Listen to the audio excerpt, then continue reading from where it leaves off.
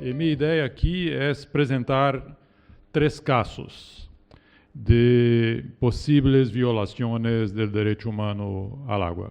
É uma maneira, eu creio que, de ilustrar, por um lado, diferentes tipos de situações em que as violações podem acontecer, ilustrar também o que Judith chamou a atenção sobre a interdependência entre os direitos, porque nesses casos se pode observar muito claramente isto, e mostrar um pouco também de la atuação do relator e dos limites também da atuação do relator. Então, é um caso de Brasil e 2 casos de los Estados Unidos. Eu vou buscar sintetizar os casos e mostrar o que passou em termos de las ações de los relatores involucrados e em termos também de las respostas recebidas por parte de los países responsáveis. Bom, o caso de Brasil, muitos provavelmente viram isso em la prensa. Foi o caso que sucedeu em novembro do ano passado, de rompimento de dique, perdão porque as palavras mais técnicas, dique, está bem? De uma presa que armazenava resíduos de mineria, na mineria de ouro. Isso se passou, o rompimento do dique ocorreu no dia 5 de novembro, em la cidade de Mariana, em meu estado, Minas Gerais, que está mais ou menos a 100 quilômetros da capital onde eu vivo, Belo Horizonte. Esta mineria é de uma empresa chamada Samarco, e Samarco tem 2 controladores, a Vale, que é a mais importante empresa de mineração de Brasil, e a BHP Billiton, que é uma empresa, a maior empresa de mineração que está basada em Austrália. Bueno, foi considerado o maior desastre ambiental, socioambiental de Brasil, dos maiores do mundo. O volume de resíduos que avançou depois do rompimento equivale a 20.000 piscinas olímpicas, para ter uma ideia do que passou. E havia uma pequena comunidade logo abaixo da presa que foi completamente soterrada. Viviam nessa localidade, Bento Rodrigues era o nome, como 600 pessoas em 200 casas. Eu personalmente visitei o local. É uma paisagem apocalíptica, se pode dizer. Todo tomado por la lama, o lodo, e não havia condições de nadie permanecer nesse sítio, e foram essas 600 ou 700 pessoas, os dados não são muito claros, foram desplaçados para a cidade de Mariana, que é uma cidade um pouco maior. Este lama que se habla? Lodo.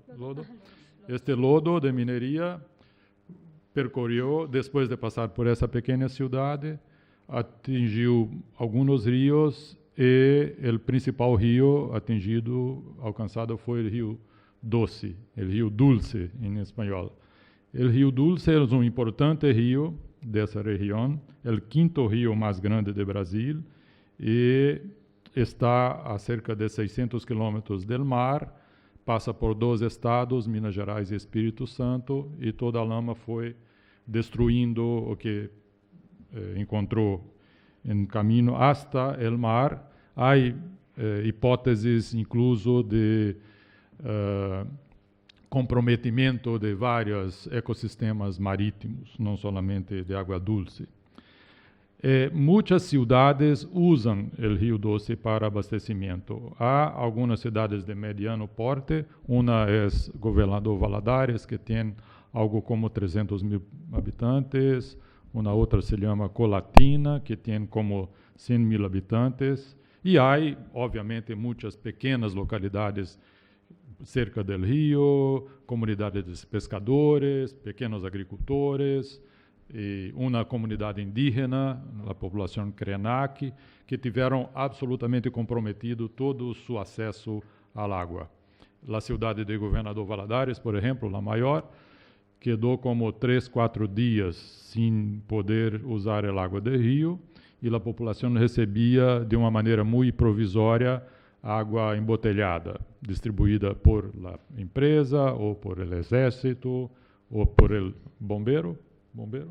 Sí, bombeiro. Então, de uma maneira muito improvisada, com muitos conflitos, a gente peleava para ir ao caminhão e buscar a água e tudo mais. Então, foi um acidente com múltiplos impactos, não só no acesso à água, como ao ambiente, à saúde, etc, etc.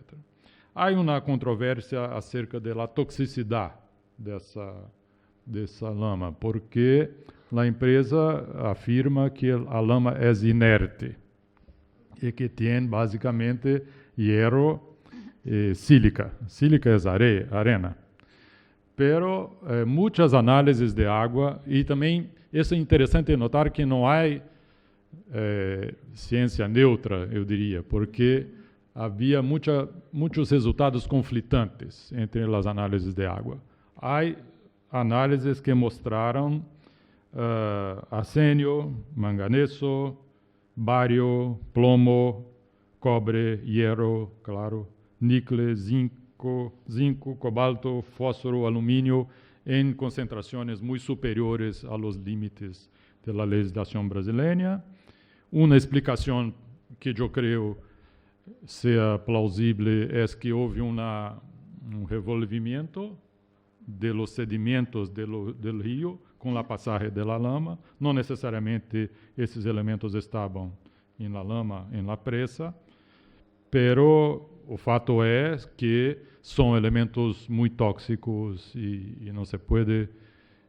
e muitas vezes as próprias estações de tratamento da água não têm capacidade de remover muitos desses metais em proporções necessárias. Bom, o problema está judicializado, absolutamente judicializado. Há muitas propostas de o que fazer. Há um cobro de uma indenização de 20 mil milhões de reais, que seria como 6 mil milhões de dólares. Aparentemente, a empresa está de acordo com isso, pero a gestão desse recurso seria hecho por uma fundação a ser criada de direito privado com a gestão por la empresa. Então, isso está criando muita polêmica em Brasil, porque uma proposta alternativa seria uma fundação pública de direito privado. Essa é privada de direito privado. A ideia da fundação parece interessante porque pode garantizar mais agilidade no uso do recurso, pero a gestão de recursos é muito central nisso. Bom, este é um panorama muito breve do que passou.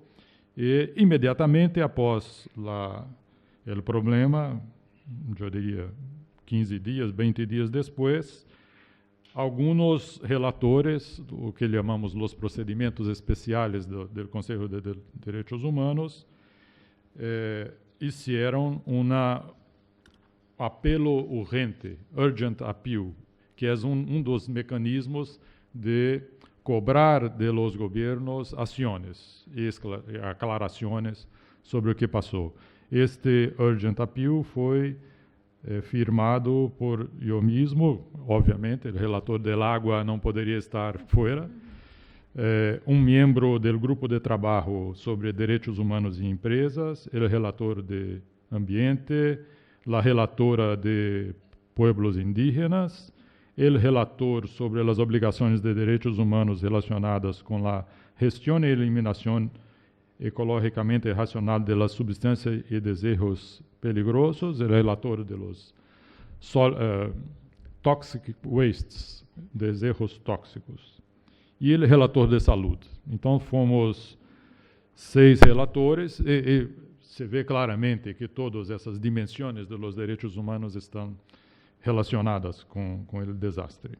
E foi uma carta escrita, por um lado, mostrando as alegações, informações recebidas por parte da sociedade civil, tudo isso que eu relatei mais detalhado, e chamando a atenção, essa carta foi enviada ao governo do Brasil, obviamente, chamando a atenção que o governo do Brasil tem compromissos basados em instrumentos de direito internacional que o governo é signatário ou ratificou, como o Pacto Internacional sobre os Direitos Econômicos, Sociais e Culturais, que em seu artículo 12 destaca o direito de todas as pessoas de desfrutar do mais alto nível possível de saúde física e mental, duas observações generais, de número 14 sobre saúde, de número 15 sobre água, os princípios rectores sobre as empresas e os direitos humanos, há um conjunto de pactos e resoluções a respeito. E, finalmente, pergunta ao governo. Em geral, essas cartas terminam com perguntas sobre informações adicionais sobre os tipos e grados de contaminação ambiental, a presença de produtos tóxicos nos desechos, nos resíduos, as medidas tomadas pelo governo para proteger a vida humana e o meio ambiente, medidas para responder a este acidente e remediar a gente afetada, como assegurar um efetivo recurso às vítimas. Como isso é importante? Porque há estudos que mostram, isso eu vou fazer um parênteses aqui, há um estudo que classifica as presas para, os diques e presas para mineria em grados de risco por uma agência de mineria pública. E essa represa estava classificada como risco médio. E há muitas classificadas como risco alto. Então, se essa tinha um risco médio, o que dizer das outras que têm um risco alto, que não romperam todavia? Então, como o governo estava tratando de proteger a vida e a saúde e a contaminação relacionada a outras empresas, outras presas que estão classificadas dessa forma. Bueno, este apelo urgente dá aos estados 30 dias para se manifestar e hasta hoje não recebemos resposta do governo do Brasil. Pero aí se pode haver uma discussão. E daí? O que se tem algum efeito, ajuda, tem consequências sobre a remediação? Eu creio que sim, apesar de país não haver contestado, hoje esse apelo urgente está público, todos os afetados, toda a sociedade civil interessada, todos os defensores de direitos humanos podem ter acesso a eles e usá-lo da maneira como querem para pressionar quem queira.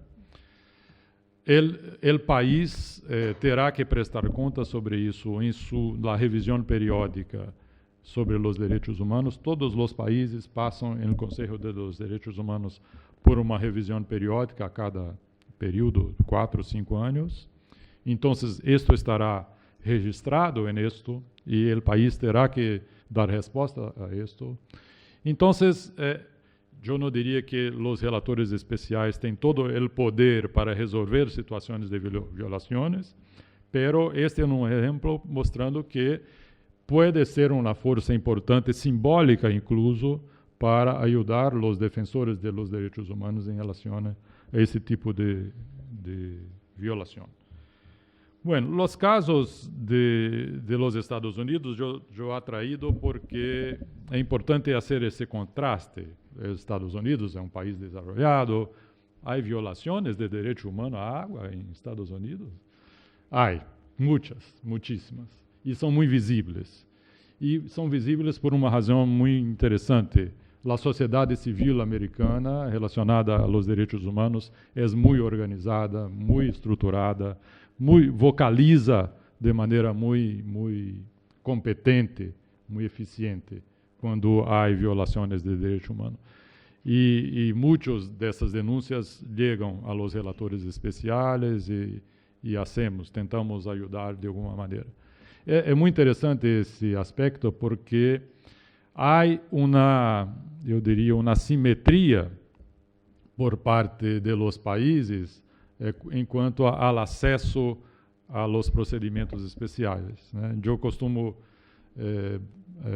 fazer um chiste que se um caso como este de los Estados Unidos que eu vou mostrar ocorre no interior de China, a gente não habla inglês, não sabe que há relatores especiais, não saberemos o que passou. Pero os países que têm facilidade idiomática, mais organização, têm mais facilidade de acesso. Que bom para eles, pero que malo para os que estão excluídos desse acesso. Bom, há dois casos, um em Detroit e outro em Baltimore. E eu vou falar mais sobre Detroit, eu tenho mais informações, eu tenho mais uns 10 minutos. Bom, em Detroit, em junho de 2014, 3 relatores especiais enviaram uma carta de alegação para o governo dos Estados Unidos, a relatora de vivienda adequada, o relator sobre pobreza extrema e a relatora anterior sobre água. O que passou? Em Detroit, a cidade se desindustrializou, houve uma migração muito forte para fora da cidade, e o Departamento de Água e Alcantarillado de Detroit sofria um déficit financeiro importante por causa disso. E para fazer frente a esse déficit, elevou as tarifas da cidade, para tentar garantir uma sustentabilidade econômica. Incrementou o preço da água em 119%. Então, as duas coisas ocorreram ao mesmo tempo. A população da cidade se empobreceu e teve que pagar mais por água. 40% dos residentes tinham alta taxa de pobreza nesse momento, alto desemprego e teriam que pagar mais por água. Havia mais de 180 mil contas residenciais de água e 83 mil dessas contas venceram em 30 de abril de 2014 e a gente não conseguiu pagar por a tarifa, quase a metade de inadimplência na cidade. O valor promédio de uma fatura de água para uma família de 4 membros estava entre 150 e 200 dólares ao mês. E o promédio dessa tarifa nos Estados Unidos era de 40 dólares. Então pagavam como quase 5 vezes mais que o promédio dos Estados Unidos. Isso representava algo como 20% da renda da gente. Aqui eu poderia falar um pouco mais sobre isso, não terei tempo. O que se considera o limite de pago para asequibilidade? É muito relativo isso, não há um estándar, alguns falam de 3 a 5%, o que é muito arbitrário, esses dois valores, mas 20 parece ser muito alto. Um princípio interessante de pensar em asequibilidade é quando se paga por el água e isto compromete outros direitos humanos, se pode pensar que há uma violação.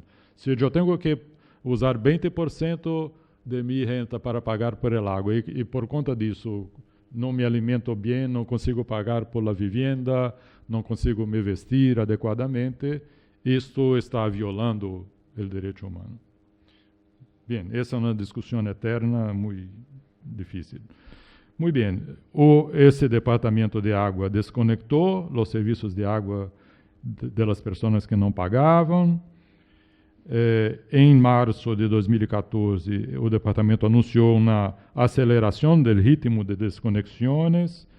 Em junho, desconectou 3 mil pessoas. Em abril, 44 mil. Então, foi um processo gradativo, sistêmico, que afetou, sobretudo, los negros, o que chamam afro-americanos da cidade, los pobres afro-americanos. Então, claramente um padrão de discriminação no processo de desconexão, além de um retrocesso no acesso, um retrocesso basado em um padrão de discriminação.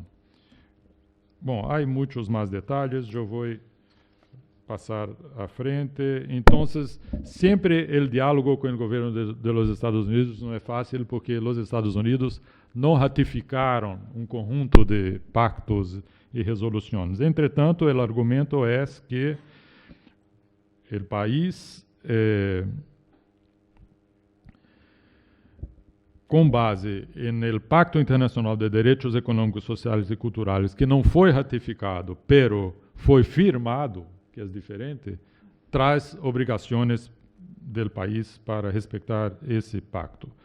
Há duas observações generais, o número 4 e o número 15, e um conjunto de outras normativas relacionadas ao direito humano que sugere que o país deve obedecer ao direito humano. Por exemplo, ao firmar o Pacto de Direitos Econômicos, Sociais e Culturais, o argumento é que o país se obriga a abstener-se de actos que forem incompatíveis com o objetivo e o fim deste tratado. Por outro lado, o governo dos Estados Unidos, em la Assembleia General em 2010, declarou que estava orgulhoso de tomar o passo importante de juntar-se ao consenso de aprovação da resolução sobre o direito à água. Então, nessa carta, se pede ao país um conjunto de aclarações e de toma de providências para reparar esse gravíssimo problema sistêmico que acontecia em Detroit. Em 17, então, essa carta foi de março, eu creio, de 2014. Em 17 de outubro, o governo responde, contesta, e dizendo que em los Estados Unidos há uma política de assegurar acesso à água e saneamento a todos. Se defende dizendo que não existe um direito justiciável à água, nem na Constituição do país, nem na lei federal. Sin embargo, existem várias leis que protegem os cidadãos, que o país ha criado uma sociedade na qual o acesso à água e saneamento é prioritário e que estão tomando medidas consideráveis, incluso por meio da EPA, que é a Agência de Proteção Ambiental. Pero, depois dessa resposta, sigue havendo denúncias de desconexões e de problemas relacionados a isto, e em fines de 2014 somos acionados com uma preocupação muito forte porque por a chegada do inverno. E o inverno de 2014 estava muito severo e muitas casas em seu processo de calefação necessitam de água. Se não há água, não se funciona bem e a água pode incluso congelar-se em las tuberias e que pode provocar um problema muito grave. Então, em vista disso, 4 relatores, eu mesmo já estava desde 1º de dezembro como relator, a relatora sobre pueblos de ascendência africana, o relator sobre o direito à liberdade de reunião pacífica e o relator sobre a situação dos defensores dos direitos humanos. Perdão, isso foi um pouco antes do problema de inverno.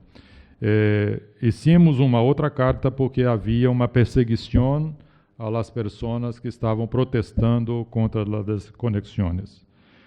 8 pessoas foram detenidas porque estavam protestando em la calle contra o problema. Depois, em 6 de janeiro, sim, houve uma comunicação a respeito do inverno, da preocupação com o inverno. E nesse caso, eu mesmo e a relatora sobre vivienda assinamos e lo mesmo, pedindo providências para o país, porque o inverno estava chegando, e complementamos informações mostrando que, por que a relatora de vivienda? Porque havia um processo de a gente que não pagava por el agua era inscrita em la municipalidade como inadimplente em relação à sua moradia, e isto dava margem a desalojo, e estava ocorrendo também um processo sistêmico de desalojo, porque as pessoas não estavam regularizadas perante suas obrigações financeiras em la municipalidade. E isso foi um processo um impacto, uma decorrência do problema das conexões muito terrível, um conjunto muito grande de desalojo aconteceu, e com a suspeita de que visava valorizar, remover a população pobre de determinadas áreas da cidade para valorizar o preço da terra e, enfim, provocar cambios urbanísticos em la cidade. Bom, isso muito breve, o prazo está terminando, ou já terminou, e o terceiro caso, muito breve, foi em Baltimore, e muito semelhante, muito similar ao que ocorreu em Detroit. Foi enviada uma carta de alegação, relator del água, vivienda e pobreza extrema, e havia um conjunto, 25 mil casas desconectadas por não pago da fatura del água. E chamamos a atenção para o conjunto de obrigações do país, e isto foi em 15 de maio de 2015, quase um ano atrás, e sem resposta hasta agora. Bom, isso é apenas para ilustrar situações bastante diferentes de los Estados Unidos e do Brasil. Há vários outros tipos de situações que se pode considerar possíveis, alegáveis violações do direito humano, e essa é uma das tarefas do relator, não é a única. Quando recebemos essas denúncias, temos que aprofundizar em las investigações, fazer um arrazoado muito bem hecho, e interrogar a los países, e, sobretudo, estabelecer uma articulação com a sociedade civil, de tal maneira que os relatores tentem ajudar de alguma maneira. Tem uma relatora que costuma dizer que nós outros não hacemos nada, o que hacemos é dar voz à sociedade civil quando esta não tem voz. Então, eu creio que esse é um rol importante que os relatores podem cumprir. Graças.